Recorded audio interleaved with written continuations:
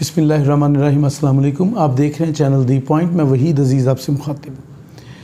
آج ہم جس موضوع پہ بات کر رہے ہیں اس کا تعلق انسانی سوچ سے ہے۔ انسان کو اللہ نے بہت سی صلاحیتوں سے نوازا ہے اور دنیا کی ایک ایسی مخلوق بنا دیا اسے کہ تمام مخلوقات اس کے تابع آ گئی۔ رنگ نظاروں سے اس نے اپنے نفع کے لیے چیزیں حاصل کیں۔ اس نے سمندروں پر حکمرانی کا اعلان کر دیا، ستاروں پر کمند ڈال لی، چاند کو تسخیر کر لیا، خلا کو جیت لیا اور مریخ پر وہ سیرگاہیں بنانے کے منصوبے بنانے لگا۔ یہ سب اس کی ترقی کی علامات ہیں۔ اس نے سائنس کو اپنے نفع کے لیے استعمال کیا اور اپنے آپ کو ہی حیرت میں ڈال دیا۔ یہ سب کیوں ممکن ہوا؟ اس لیے کہ جن لوگوں نے یہ کیا ان کا تعلق مطالعہ سے تھا۔ انہوں نے پڑھا، جب پڑھا تو پھر اس پڑھے ہوئے کو انہوں نے تحقیق پہ لیا، اور جب تحقیق میں آ گئے وہ مشاہدہ حد سے بڑھا تو تجربات تک جا پہنچے، اور انہوں نے زمانے کو ان چیزوں سے ملوا دیا جس کا زمانے نے کبھی تصور نہیں کیا تھا۔ اب اگر ہم ان باتوں کو ذہن میں رکھیں پھر آج کے نوجوان پر آ جاتے ہیں تو ایک شکایت ہے ہمیں آج کی نسل سے کہ ان میں اخلاقی اقدار بہت کم ہے۔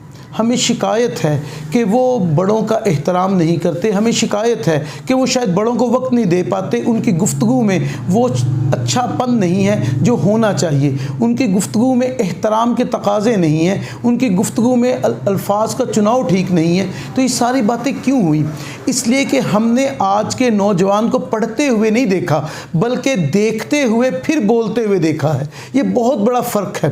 جب کتاب سے دوستی تھی، جب کتاب کو سرہانے کے چاہے پاس رکھ کر بھی سویا جاتا تھا تو جو خواب آتے تھے وہ بھی مختلف نوعیت کے تھے، لیکن آج جب اس کی جگہ موبائل فون کو پاس رکھا جاتا ہے، جو تخیل ذہن میں جنم لیتا ہے وہ پہلے جیسا نہیں ہوتا، بلکہ اس کی تحریک کچھ اور ہوتی ہے، خیالات کہیں اور ہوتے ہیں، الفاظ کچھ اور ہوتے ہیں، سوچا کچھ اور جا رہا ہوتا ہے، کہا کچھ اور جا رہا ہوتا ہے۔ یہ جو بے ترتیبی انسان نے خود اپنے اندر پیدا کی، اس کی بڑی وجہ یہ ہوئی کہ اس نے مطالعے سے دوری اختیار کر لی، اس نے کتاب سے دوری اختیار کی، اور کتاب سے دوری اختیار کر کے یہ نقصان ہوا کہ انسان اس مقام پر نہیں رہا جس پر اسے ہونا چاہیے تھا۔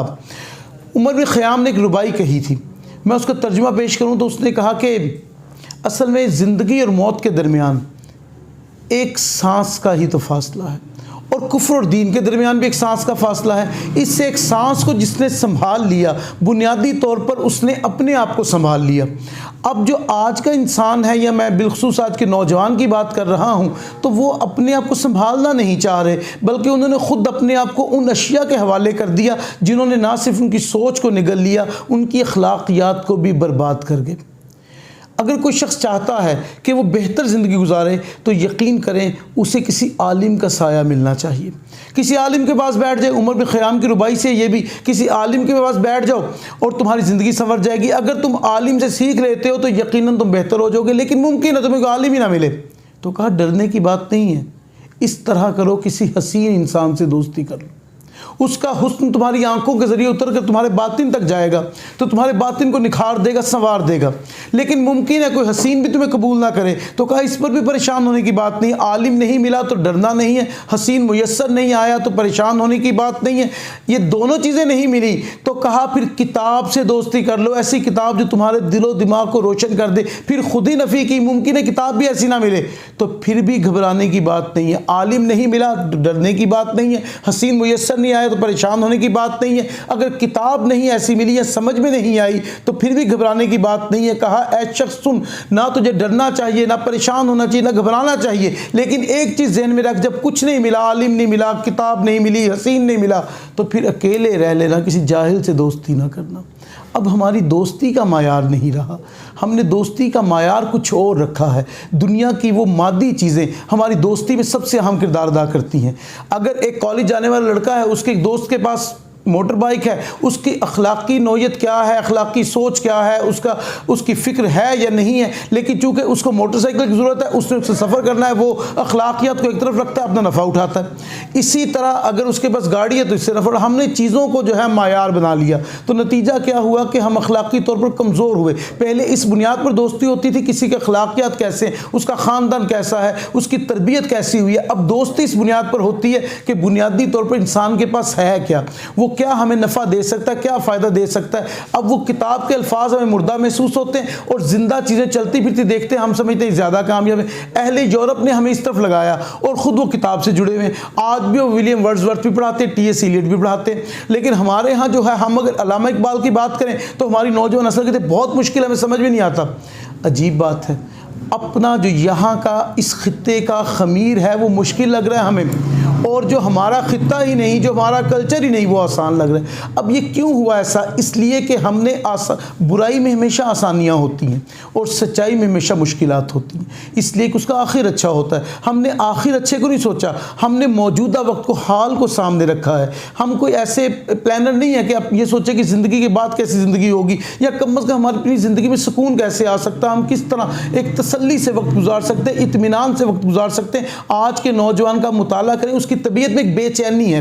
یہ کیفیت کیوں ہے اس کی؟ اگر میں مذہبی بات کروں گا تو یقیناً ہم ظاہر مذہب سے دور ہے, لیکن معاشرتی اعتبار سے بھی دیکھیں تو ہم ان معاشرتی اقدار سے بھی دور ہیں جو اخلاقی طور پر ہماری سوچ کے اندر ہونی چاہیے تھی, اور جو چیز شرائط کر گئی وہ نہیں ہے, جو نہیں ہونی چاہیے تھی. اب اس کے ہونے سے یہ ہوا کہ ہمارا نہ تو وہ مرتبہ رہا, نہ وہ مقام رہا. اب نہ تو ہم اپنے باپ کے پاس بیٹھ کر اس سے کچھ سیکھنا چاہتے ہیں, نہ بڑے بھائی کے پاس بیٹھ کر اس کے تجربے سے کوئی سبق حاصل کرنا چاہتے ہیں. اس لیے کہ ہم جب 4 لوگ بیٹھے ہوتے ہیں تو چاروں کے ہاتھ میں ایک مشین ہوتی ہے جسے موبائل کہا جاتا ہے. ہم زندہ ہونے کے باوجود بھی مردوں کی طرح ہمسائے بنے ہوئے ہیں, کہ جیسے جو قبرستان میں اہل قبر موجود ہیں, جس طرح وہ ایک دوسرے کے ساتھ ساتھ موجود ہیں, گفتگو نہیں کر رہے لیکن ساتھ ساتھ موجود ہے. ایسی کیفیت ہمارے ساتھ ہوگی کہ ہم نے زندہ ہو کر بھی گھروں کو قبرستان میں ڈال دیا, کہ جہاں ہم ان چیزوں پر مصروف ہیں جو چیزیں ہمیں صرف ہم سمجھتے ذہنی طور پر ذائقہ دے رہی ہے, حالانکہ وہ ہمارے ذہن کو تھکا دیتی ہیں. پچھلے وقتوں کے لوگ تھکے ہوئے نہیں تھے, وہ تازہ دم لوگ تھے. اس لیے تازہ دم لوگ تھے کہ کتاب پڑھتے تھے,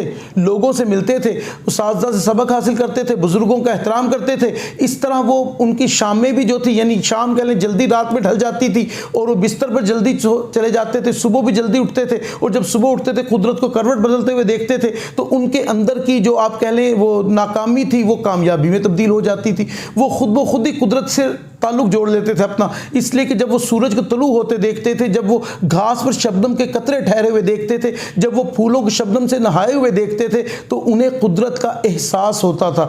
اب چونکہ ہم رات کو, ہماری شام تو جو ہے وہ رات کے قریب جا کر ہوتی ہے, اور رات جو ہے وہ سحر میں ڈھل جاتی ہے, تو پھر ہم سوتے ہیں. اس وقت جب ہم سوتے ہیں, جب ہم اٹھتے ہیں تو وہ جو ذہنی کیفیت ہوتی ہے, ذہن تھکا ہوتا ہے, اس لیے کہ ہم نیچرل فینومینا سے ہٹے ہوئے ہیں.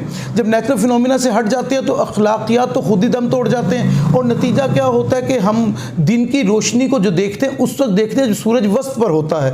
وہ روشنی ہم دیکھی کبھی نہیں کہ جب سورج ابھی طلوع ہو رہا ہوتا ہے, اس کی پہلی جو تجلیات آتی ہیں, جو کرنیں آتی ہیں, وہ آ کر جب کلی پر دستک دے کے اسے پھول بننے کا پیغام سناتی ہیں. ہم نے یہ منظر دیکھا ہی کبھی نہیں, ہم نے دیکھا ہی نہیں کہ قدرت کس طرح حسن کو رنگوں میں ڈھالتی ہے, ہم نے دیکھا ہی نہیں کہ کس طرح باغ میں گل کھل کر خوشبو بکھیرتے ہیں. ہم تو وہ چیزیں دیکھتے ہیں جو باسی ہو چکی ہوتی ہیں. جب چیزیں باسی دیکھیں گے تو ذہن بھی باسی ہوں گے, پھر اخلاقی اقدار کیسے آ سکتی ہیں؟ پھر تو یہ چیزیں آ سکتی ہیں, یوں کہہ لیں کہ جو ہم اپنے اندر ایک باسی چیز اتار رہے ہیں تو باسی سوچ, فرسودہ سوچ, ایک ناکام سوچ, ہاری ہوئی سوچ پیدا ہوگی. ظاہری طور پر ہم کامیاب ہیں لیکن غیر مطمئن ہیں. اب اس کا حل کیا نکلتا ہے؟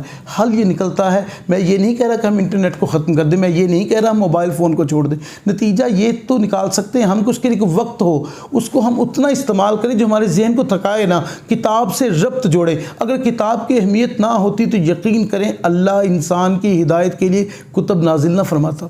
کتابیں نازل فرمانے کا مقصد ہی یہ تھا کہ تمہاری ہدایت اس میں ہے. اور پہلی 5 آیات جو وحی میں اتاری گئی ان کا تعلق بھی پڑھنے اور لکھنے سے کیوں رکھا گیا؟ شعور آ جائے انسان کو کہ انسان کا اصل مقصد کیا ہے, پڑھنا, اور پھر پڑھے ہوئے کو اس طرح لکھے کہ آنے والی نسلوں کو فائدہ پہنچ سکے اس سے. لیکن ہم نے اس سے تعلق ختم کیا, یا یوں کہہ لیں تعلق ختم کروایا گیا ہمارا. ہماری آج کی جنریشن ان کے ہاتھوں میں کھیل رہی ہے جو کبھی بھی اسلام کو یا یہاں کے خطے کی اخلاقی اقدار کو بڑھتے پھلتے پھولتے نہیں دیکھنا چاہتے تھے. ترقی کے نام نہاد نام پر ہمیں برباد کر دیا گیا. تو میں یہ درخواست کروں گا آج کے نوجوان سے کہ کتاب سے تعلق جوڑے, ان لوگوں سے تعلق جوڑے جنہوں نے کتاب پڑھی ہے, ان لوگوں سے تعلق جوڑے جنہوں نے کتابیں لکھی ہیں. ان کے لفظوں میں وہ تجربات جمع ہیں جو یقیناً ان کے ذہن کو رسا کر دیں گے, تازہ کر دیں گے, اور وہ ترقی کی حقیقی منازل طے کر لیں گے. ویڈیو پسند آئی ہو تو چینل سبسکرائب کیجیے گا. انشاءاللہ پھر کسی ایسی ویڈیو سے ملاقات ہو, ویڈیو کے ساتھ ملاقات ہوگی. اپنا خیال رکھیے گا. فی امان اللہ.